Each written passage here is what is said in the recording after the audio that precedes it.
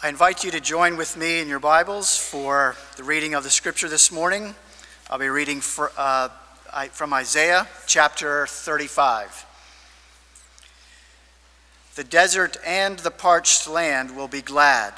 The wilderness will rejoice and blossom. Like the crocus, it will burst into bloom. It will rejoice greatly and shout for joy. The glory of Lebanon will be given to it, the splendor of Carmel and Sharon. They will see the glory of the Lord, the splendor of our God. Strengthen the feeble hands and steady the knees that give way. Say to those with fearful hearts, be strong, do not fear, your God will come. He will come with vengeance, with divine retribution. He will come to save you. Then will the eyes of the blind be opened, and the ears of the deaf unstopped. Then will the lame leap like a deer, and the mute tongue shout for joy. Water will gush forth in the wilderness and streams in the desert.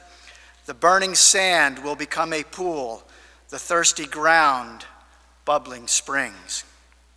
In the haunts where jackals once lay, grass and reeds and papyrus will grow. And a highway will be there, and it will be called the way of holiness. The unclean will not journey on it. It will be for those who walk in that way. Wicked fools will not go about on it. No lion will be there, nor will any ferocious beast get up on it. They will not be found there. But only the redeemed will walk there, and the ransomed of the Lord will return. They will enter Zion with singing. Everlasting joy will crown their heads. Gladness and joy will overtake them, and sorrow and sighing will flee away. God's word for the people of God. Alan, blessings this morning as you bring the message to us.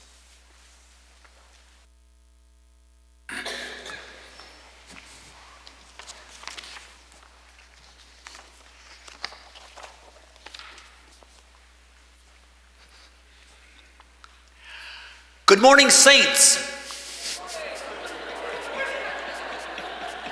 I'm on. Good morning, sinners. We gather today as sinners, as saints, as those who come together to worship God. And no, it's not sinners on the one side and saints on the other. Okay? Let's pray. Dear God, in these moments, again, we, your people, are here. We are here, God, to sing your praise. We are here to offer our prayers. We are here to listen for you to speak to us. And now again, God, I pray that you would speak through my words, but help us to hear the word that alone comes from you. Help us to listen and to receive and to respond with joy and obedience. Amen. Color it brown. Brown, dry, barren, desert, dead. Brown. It is in the desert that the prophet Isaiah begins this particular passage. Now, this is the Christmas season. Some of us are dashing through the snow. Life is wonderful. We've got the cookies baked. We've got the house cleaned. We've got the decorations up. We've got the cards written and mailed. We are ready to celebrate the season. Some of us. Some of us know all about life in the desert. Some of us know that deep weariness of the soul. That bone-numbing dryness. Some of us struggle to get out of bed in the morning and to face another day. Some of us know all about feeble hands and weak knees and a fearful heart. Some of us know all about those tears in the middle of the night. And some of us are trying to hang on for just a little bit longer. This is the Advent season. Advent comes from a Latin word, adventus. It means coming. In the Advent season, we look through three different lenses. One, we look to the past. We look at what God has done and the coming of God, and we remember the coming of God in the birth of Jesus as the babe in Bethlehem. Through the second lens, we reflect and we prepare ourselves for God's coming here and now in this place today. And through yet another lens, we look to the coming of Jesus as King of Kings and Lord of Lords at the end of the age. In Advent, we look in those three different directions. This morning, we continue our theme, Oh, the mystery of God's dwelling. And as we talk about the mystery of God's dwelling, we think of God's presence in those long ages past. Since before the beginning of time, God was present. We think of God's presence and coming into our midst here, now, in this place. And yes, we think of what God will do, the mystery of God's presence still to come, when God will right the wrongs and God will bring to an end this present age. We are looking at the theme, Oh, the mystery of God's dwelling, and today's topic is in transformation. Now, if you're one of the children here this morning and you're under age 12, would you please raise your hand? Yeah, okay. Now, just a few minutes ago, you were up here with Lisa. And Lisa was talking about that word transformation. And I know that's a great big word, right? What's a transformer? Who's going to tell me? What's a transformer? Marshall? Just a minute. Okay, you tell me now, Marshall. What's a transformer? An action figure. And what's it do? It transforms into It changes. It changes from one thing to another. Is he right? Yeah. Yeah. Okay. Okay. And so that word transformation is a great big word, but like Marshall told us, it means change. And when we talk about God's transformation, we talk about God's change. What is also implied in that word, now we don't have it in the title, but it is in our transformation, right? Most of us, we have a whole lot of changes we would like to see in other people. It becomes much more difficult when we talk about the changes that I need to make. And yes, some changes are very, very easy. It's easy to get a new haircut. It's easy to get new color in our hair. It's easy to get a new suit. It's easy to get a new tattoo.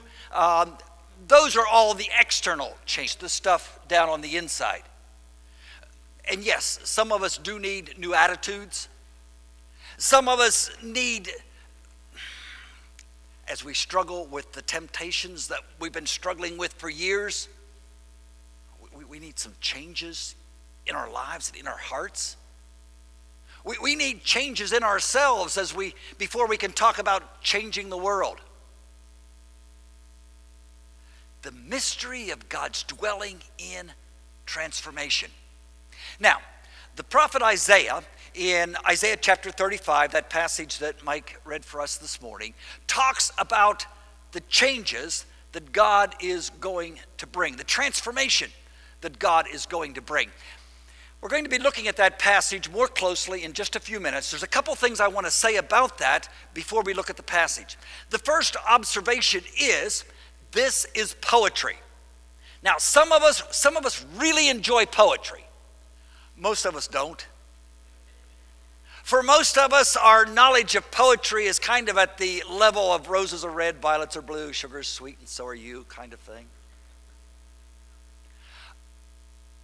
In the ancient Middle East, and even in the Middle East today, poetry is highly prized. And some of us remember middle school, things like rhyme and rhythm and metaphor and simile and figures of speech and alliteration. Some of us remember all that. It's okay, you don't have to. Unless you're a middle school student studying for a test, and then you better. What is important to remember is that poetry contains figures of speech. It contains word pictures. Poetry, like art, like music, poetry is meant to help us see truths beyond what the words literally say.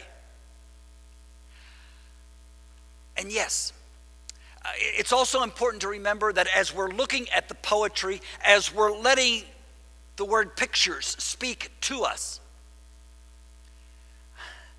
we're not looking for exactly the precise meaning of the word. We try to do that, we're going to tie ourselves into knots. That's figuratively, not literally, okay? The other thing I would mention before we look more closely at the passage is that Isaiah lived about 700 years before Jesus.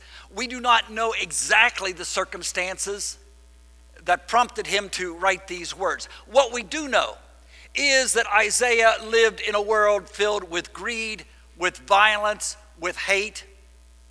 Sounds a lot like our world, doesn't it? And so this is the world that Isaiah is speaking about. And now, if you have your Bibles, I would encourage you to open to Isaiah chapter 35. We're going to be looking at this a bit more closely.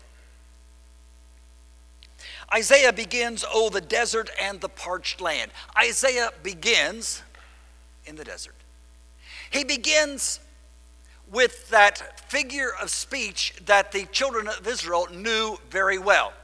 You see, approximately 600 years before Isaiah lived was the time when God led the Israelites out of the land of Egypt. And as God led the Israelites out of the land of Egypt, because of their disobedience, because of their rebellion, God led them wandering through the wilderness for 40 years. It was there in the wilderness that their faith was tested, their faith was purified, that they realized that they needed to rely totally, completely, 100% on God for all of life. That was the faith they learned in the wilderness. And yes, much like we celebrate Christmas and Easter today, once a year, they had their times of celebration, their times of remembering the Passover from Egypt, their times of remembering being at the Mount Sinai and receiving the Torah, the law of God, the time of remembering that wandering in the wilderness. That was a part of their collective consciousness, this image of the wilderness. Isaiah again points them back to the wilderness. But it's not just the Israelites, the ancient Israelites. We too are very aware often of what it means to live in the wilderness. You see, in the wilderness, in the desert, we experience the burning heat of the day. We experience the bone-numbing cold of the night. In the desert, we know what it means to be parched, dry. We know that deep weariness of the soul. It's in the desert that we experience, verse 3, feeble hands, knees that give way, fearful hearts. One commentator has said that word, that fearful hearts phrase, the word that is used there, could perhaps more accurately be translated as racing hearts. When we perceive a threat, when we're under stress, the adrenaline begins to pump. We narrow our focus. we begin to experience that fight or flight sensation. Yeah. A lot of us know what it means to have a racing heart. Then we drop down to verse 5. And verse 5 talks about blind eyes and deaf ears and lame feet and a mute tongue. Do we struggle to see where is God? And what is God doing? Do we struggle to hear the quiet whispers of the Holy Spirit? Do we stumble through life?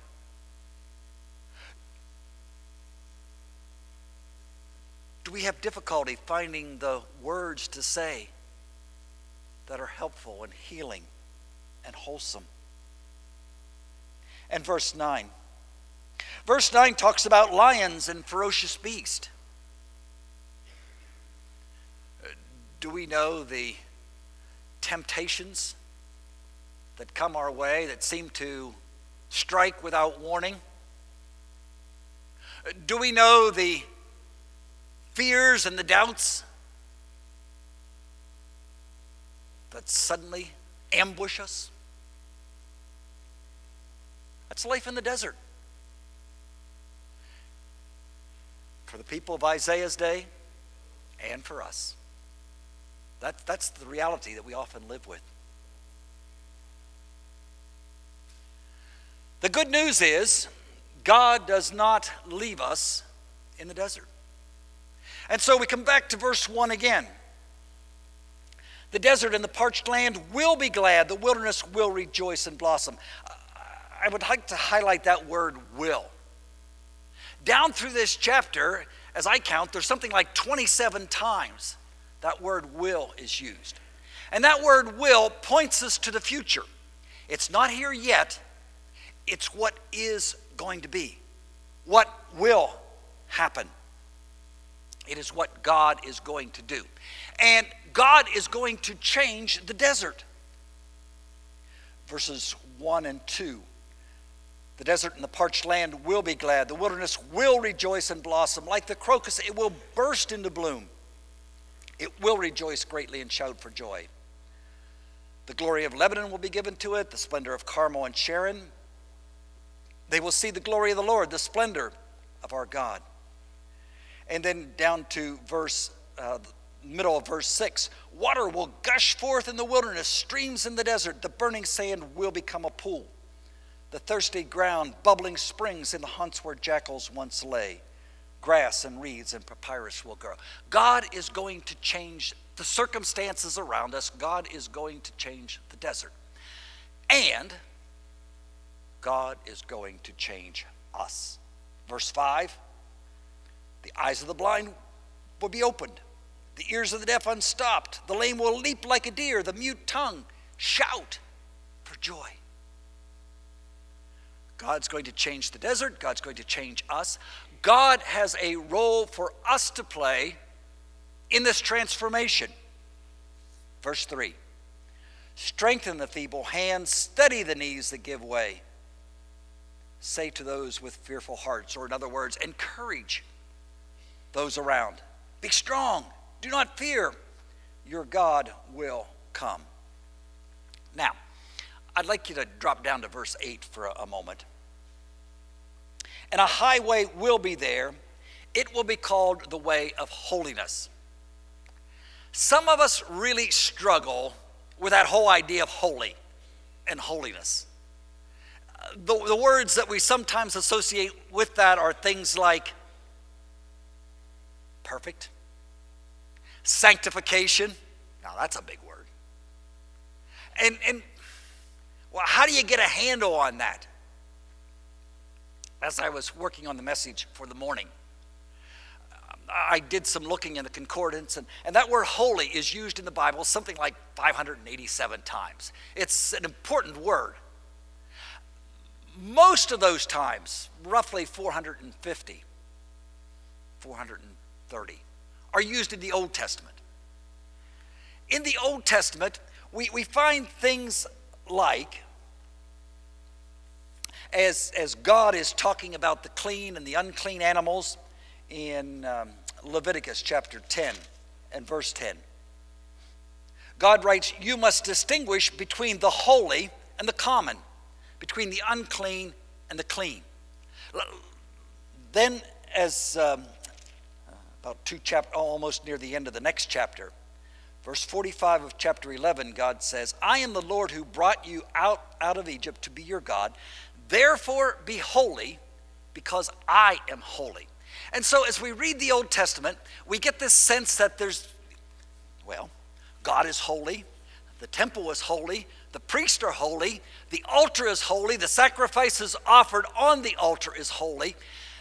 There's the clean that's holy, there's the unclean that's not holy. But let's keep the distinction very clear, and you better not mess it up, because if you do, you're dead. That's kind of the sense we get as we read the Old Testament. Now, we come to the New Testament, and there's quite a difference in tone, if not in substance. In the New Testament, that word holy is used like 149 times. But out of those 149 times, almost 100 times it's used to talk about the Holy Spirit. It's used to talk about God's holy people, God's holy prophets, God's holy angels. It's also used to talk about the saints. Same word, hagios, the saints. And that word saints is used, I'm thinking it's about 50 times in the New Testament, 60 times. And who are the saints? Followers of Jesus. You and me. We are the saints. Now, this word holy, one of the real interesting places that it gets used again is in Colossians. Colossians chapter 3. And I'm going to read about 6 verses here. First of all, therefore, as God's chosen people, holy and dearly beloved.